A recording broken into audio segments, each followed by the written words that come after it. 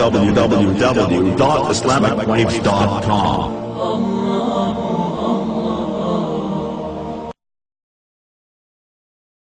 تو یہ رمضان اللہ کی رحمتوں کو لینے کا مہینہ آ رہا ہے، اس میں فرض 70 فرض کے برابر ہو جائے گا، نفل فرض کے برابر ہو جائے گا، تراویح کے ہر سجدے پہ 1500 نیکی لکھی جائے گی، اور تراویح کے ہر سجدے پر جنت میں ایک محل بنے گا جس کے 60,000 سونے چاندی کے دروازے ہوں گے۔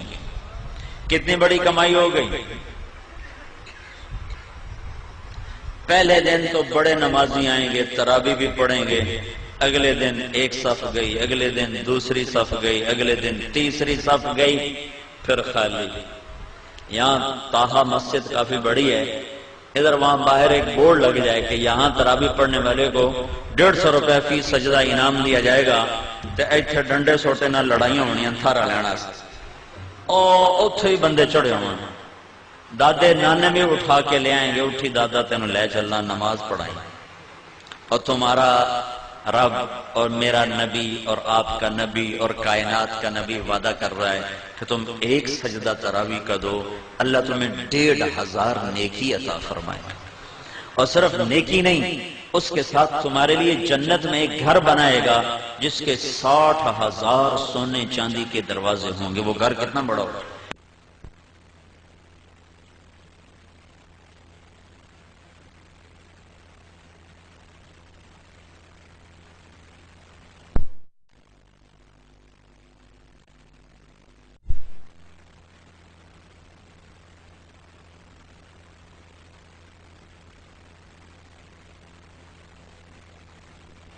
تو جو نہ پڑھا، جس نے نہ پڑھی تو 60,000 ضائع کر دی ہیں، اور جو 8 پڑھ کے چلا گیا تو 24 سجدے اس نے ضائع کیے، ہر سجدے کی 1500 نیکی اس نے ضائع کی، اور 24 محل اس نے ضائع کر دی، اور آخری رات کی بخشش سے محروم ہو گیا۔ آخری رات اللہ فرماتا ہے رات کی تراویح دن کے روزے کے بدلے میں نے انہیں معاف کر دیا ہے۔ تو رمضان کو بھائیو اللہ کی رحمتوں کے لینے کا اور دعوت کے کام کے دنیا میں زندہ کرنے کا یہ ذریعہ بناؤ۔ یہ بہت بڑا سبب، چونکہ شیطان قید ہو جاتا ہے، دوزخ کے دروازے اللہ بند کر دیتا ہے، پہلے آسمان پہ اللہ کا عرش آ جاتا ہے اور اللہ اعلان کرتا ہے مانگنے والے آ جاؤ، لینے والے آ جاؤ۔ تو تراویح میں سستی نہ کرو، افطاری میں احتیاط کرو۔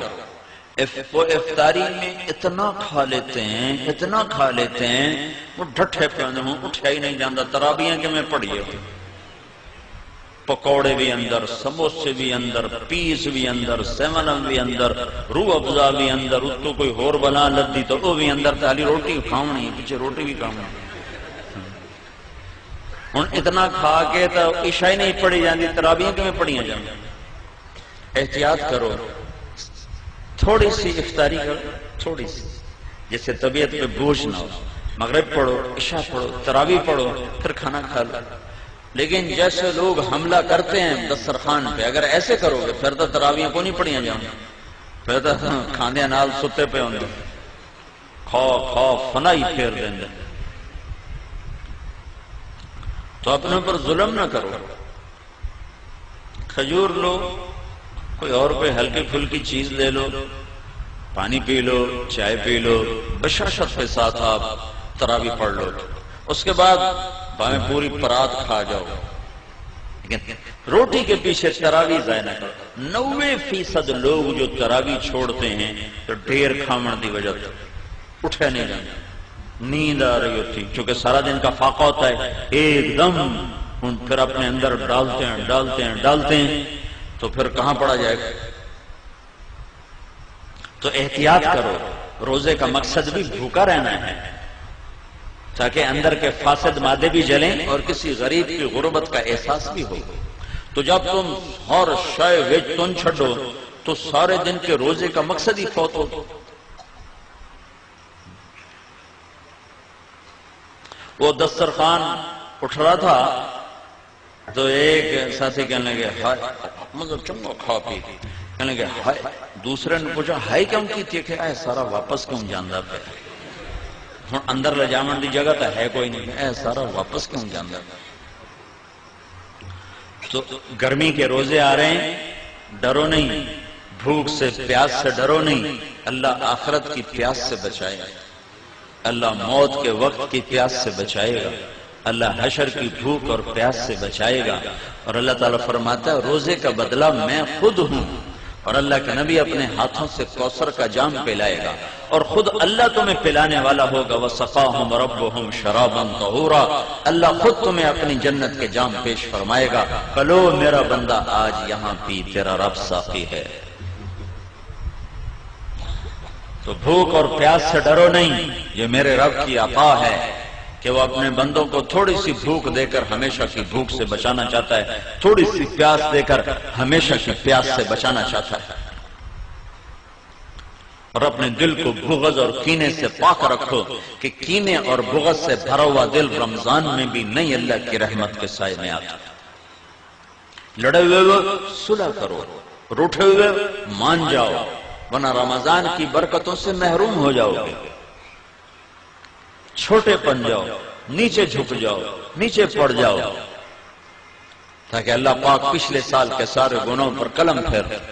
رمضان کا مطلب ہے جل جانا، رمضان یرمض، جل جانا۔ تو رمضان کے مہینے کا نام رمضان کیوں رکھا گیا ہے کہ اس میں اللہ تعالیٰ پچھلے سال کے سارے گناہوں کو جلا کے ختم کر دیتا ہے، اس لیے روزے کے مہینے کا نام رمضان رکھا گیا ہے۔ تو میرے بھائیو، یہ اللہ کے دربار میں کمائی کا سیزن آ رہا ہے۔ رمضان شہر رمضان الذی انزل فیہ القرآن، اسی میں میرے نبی کو نبوت ملی، رمضان میں نبوت ملی۔ ہر نبی کو رمضان میں کتاب ملی۔ یکم رمضان کو ابراہیم علیہ السلام پہ کتابچے آئے، 2 رمضان کو موسیٰ علیہ السلام پہ تورات آئی، 6 رمضان کو داؤد علیہ السلام پہ زبور آئی، 12 رمضان کو عیسیٰ علیہ السلام پہ انجیل آئی، 21 رمضان پیر کی رات میرے نبی پر اللہ کا قرآن آیا اور نبوت کا تاج پہنایا۔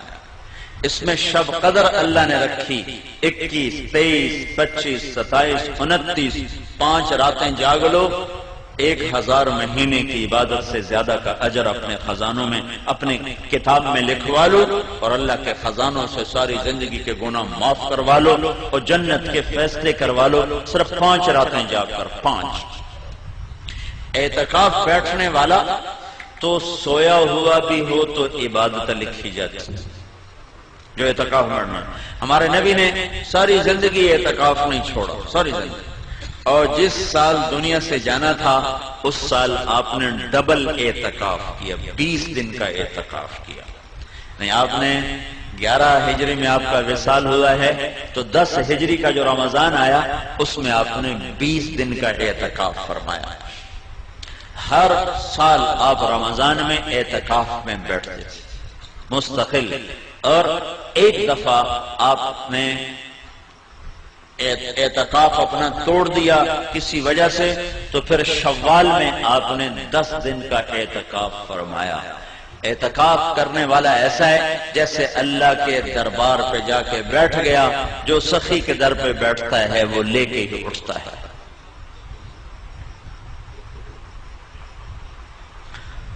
تو رات کی عبادت تراویح کی شکل میں، دن کی عبادت روزے کی شکل میں۔ رمضان میں اللہ کی راہوں میں پھرو گے تو ہر روزہ کروڑوں گنا اوپر چلا جائے گا۔ میرے نبی نے فرمایا نفل روزے کے بدلے میں ساری دنیا سونا بنا کے دے دیں تو اس کا بدلہ نہیں ہے، تو فرض روزے کا کون جان سکتا ہے کہ اللہ کیا دینے والا ہے؟ میرے نبی نے فرمایا جو رمضان کا روزہ ایسے رکھے کہ کوئی نشہ نہ پیے، کوئی حرام لقمہ پیٹ میں نہ لے جائے، کسی کو زبان سے گالی گلوچ غیبت چغلی شکایت نہ کرے، بہتان نہ باندھے، اور پورے رمضان میں کوئی گناہ نہ کرے، جو ایسا روزہ رکھے گا ہر روزے کے بدلے میں جنت کی 100 حوروں سے اس کی شادی کی جائے گی، ہر روزے کے بدلے۔ اور ہر روزے کے بدلے میں جنت میں ایک اللہ گھر بنائے گا. اگر پوری دنیا اس گھر میں رکھو تو یوں وہ اس گھر میں نظر آئے گی جیسے پوری دنیا میں ایک بکری نظر آتی ہے، ایسے ہی پورا جہان اس محل میں بکری کی طرح نظر آئے گا.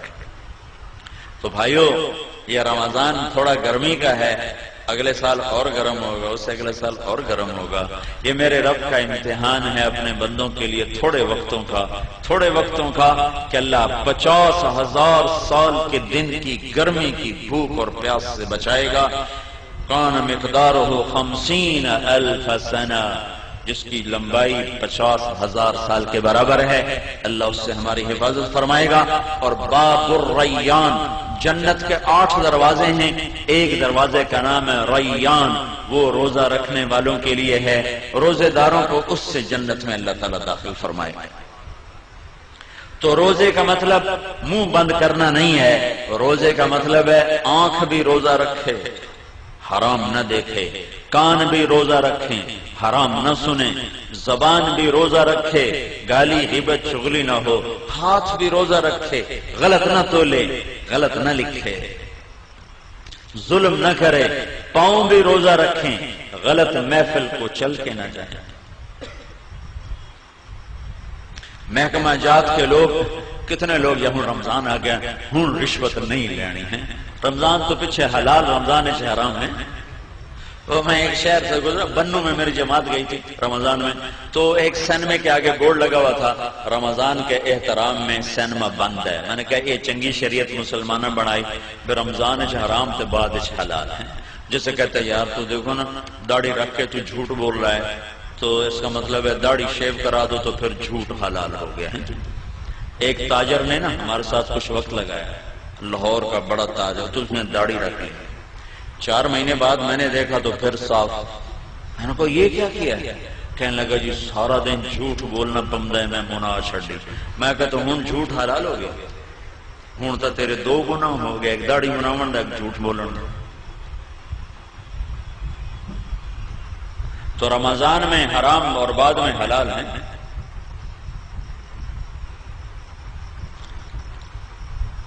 تو جو شریعت میرے رب نے حرام کی، شریعت میں جن چیزوں کو حرام کہا ہے وہ رمضان میں بھی حرام ہے، بعد میں بھی حرام ہے.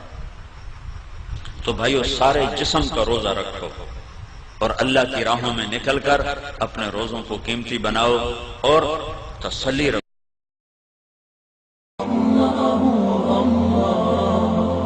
www.islamicwaves.com